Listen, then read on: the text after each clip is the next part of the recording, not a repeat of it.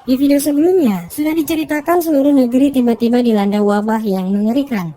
Hyunsu terinfeksi wabah tersebut, namun dia belum berubah menjadi monster.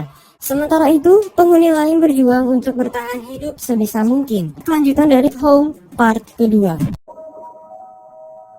Cerita berlanjut ketika seorang ibu yang bernama Jin Ok berduka atas kematian putrinya yang tewas karena diserang monster. Dia sempat menyalahkan An Hyuk yang selalu menghalangi dirinya keluar dari apartemen guna mencari putrinya itu. An Hyuk juga terkejut karena dia tidak menyangka keputusannya akan berdampak buruk. Sementara itu, Jisoo dan Jae-hoon memutuskan untuk berkumpul di lantai bawah seperti apa yang disarankan An Hyuk sebelumnya. Keputusan itu menggerakkan hati Hyunsu untuk bergabung dengan mereka. Dipersenjatai dengan perisai dan tongkat bisbol, mereka pergi ke lantai bawah, sementara Dusik, Myungsuk, dan anak-anak tetap tinggal. Di lain tempat, seorang kakek tua bernama An dan perawatnya yang bernama Yuri berusaha menjalani hidup seperti biasanya sebelum akhirnya mereka sepakat untuk turun ke bawah dan bergabung bersama penghuni lain. Di basement, Yi Kyung yang sebelumnya ditangkap monster laba-laba berhasil melarikan diri. Berusaha sekuat tenaga, Yi Kyung merayap di dalam cerobong ventilasi guna mencari jalan keluarnya. Monster yang menyadari pelariannya itu mulai mengejar, namun untungnya Yi Kyung berhasil melarikan diri. Dengan lemas, Yi Kyung kembali bertemu dengan An Hyuk dan memarahinya, karena ternyata An Hyuk sudah tahu bahwa di basement itu ada monster dan dia membiarkan Yi Kyung pergi mempertaruhkan nyawanya.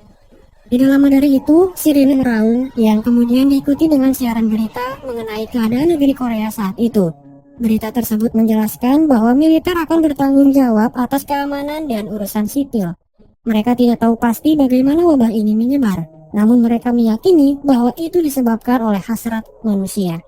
Gejalanya ditandai oleh hipotermia, mimisan, pingsan, dan berhalusinasi.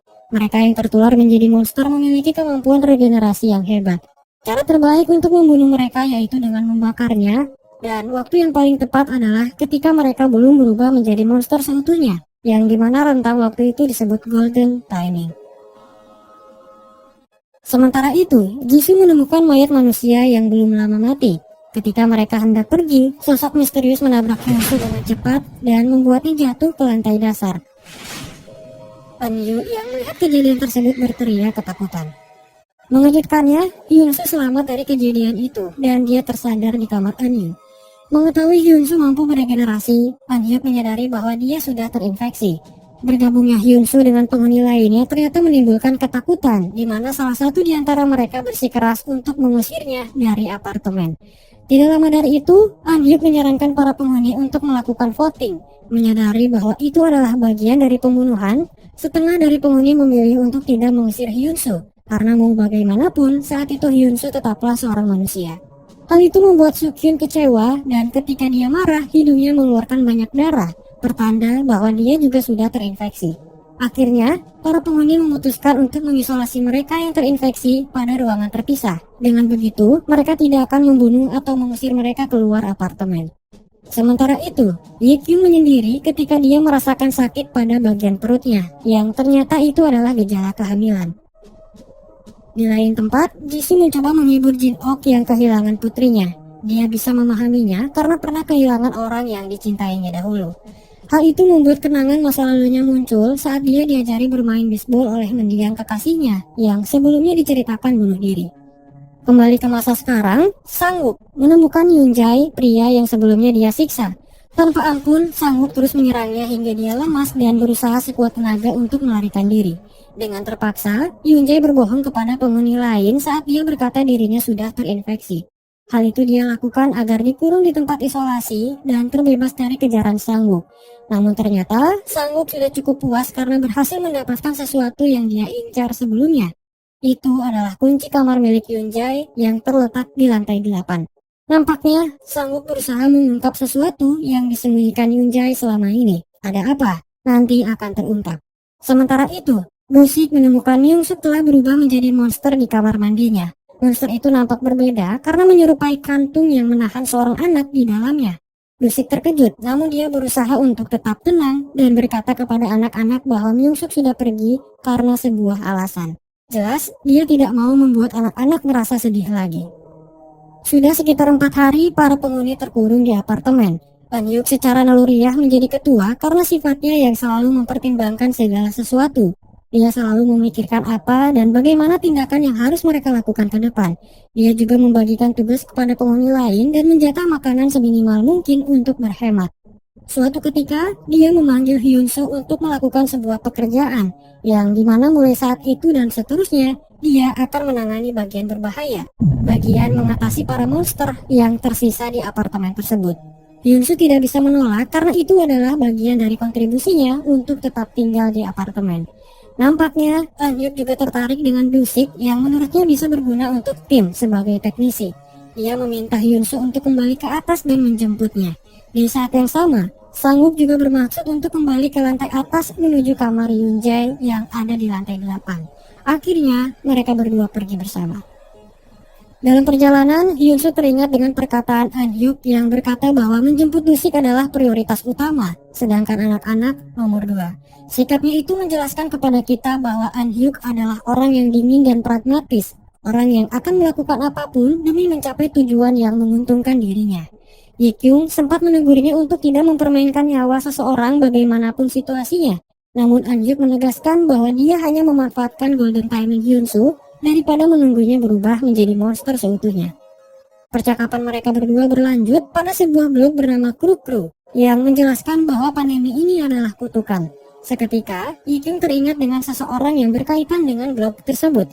Dia adalah Sang-won, seorang dokter sekaligus tunangannya sendiri yang hilang tanpa kabar sebelum pandemi ini terjadi. Kembali ke Hyun-soo, perjalanannya semakin sulit ketika ruangan di sana penuh dengan api dan monster bertangan panjang menangkap Sang-woo. Dia juga dihadapkan dengan monster yang berlari dengan cepat, yang sebelumnya menabrak dia hingga terjatuh. Ketika monster itu menghampiri Hyun-soo, anak panah berapi tiba-tiba menembaknya dari belakang dan membuatnya pergi. Ternyata, itu adalah perbuatan Yuri dan kakek An, yang dengan sengaja membakar ruangan di sana untuk membasmi para monster. Sang-wook ditemukan pingsan tepat di sebelah monster bertangan panjang yang kini sudah tewas. Mengejutkannya, monster itu nampaknya mengumpulkan mayat manusia pada sebuah ruangan. Lagi-lagi, hal ini menimbulkan pertanyaan bagi kita, kenapa para monster itu mengumpulkan manusia? Ketika Hyun-soo dan Yuri membawa Sang-wook pergi, sebuah catatan menjelaskan kepada kita mengenai latar belakang dari monster bertangan panjang itu. Sebelum dia berubah, pria itu menuliskan pengalaman pahitnya ketika anaknya tewas terbunuh oleh monster.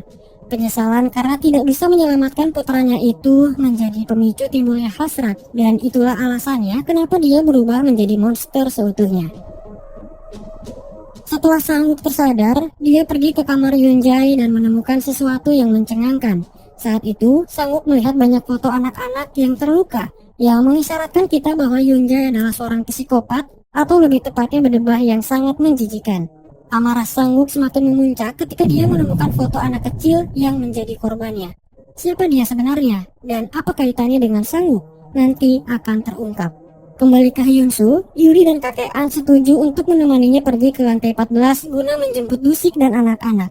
Setibanya di sana, Dusik menjelaskan kondisi Myung-suk dan akhirnya mereka semua pergi ke lantai bawah. Sementara itu, Yoon-jae baru menyadari bahwa kunci apartemennya telah diambil oleh Sang-wook. Dia mengungkapkan identitasnya sebagai manusia agar terlepas dari ruangan isolasi. Dengan sebuah palu, Yoon-jae bermaksud untuk membunuh Sang-wook sebelum kebejatannya itu terungkap. Di saat yang sama, Sang-wook dengan amarahnya tiba di lantai bawah. Ketika dia berjalan, Yoon-jae tiba-tiba menyerangnya dari belakang, namun untungnya Sang-wook berhasil menahannya dan membalikan situasi. Alhasil, Sang-wook menyerang Yoon-jae tanpa ampun hingga dia tewas mengenaskan. Setelah itu, Sang-wook menyeret jasadnya keluar dari apartemen.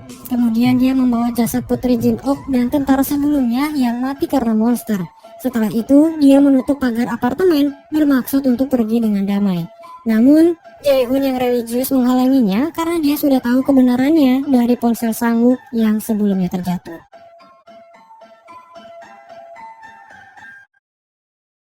Dalam kilas balik, Sang-wook remaja menemui seseorang yang telah membunuh keluarganya. Naasnya, pembunuh itu dibiarkan begitu saja karena hukum yang tidak adil.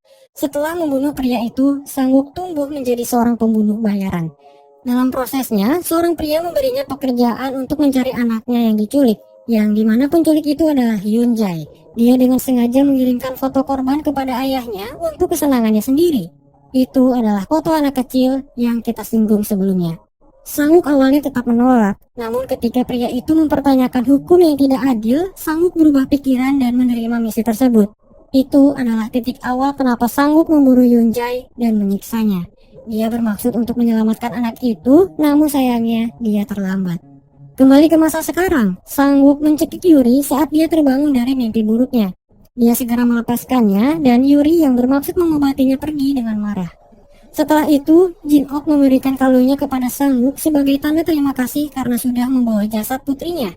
Namun, dia pergi begitu saja. Kemudian, Sang-wook mengubur kunci apartemen Yoon-jae sebagai langkah terakhir untuk melupakannya.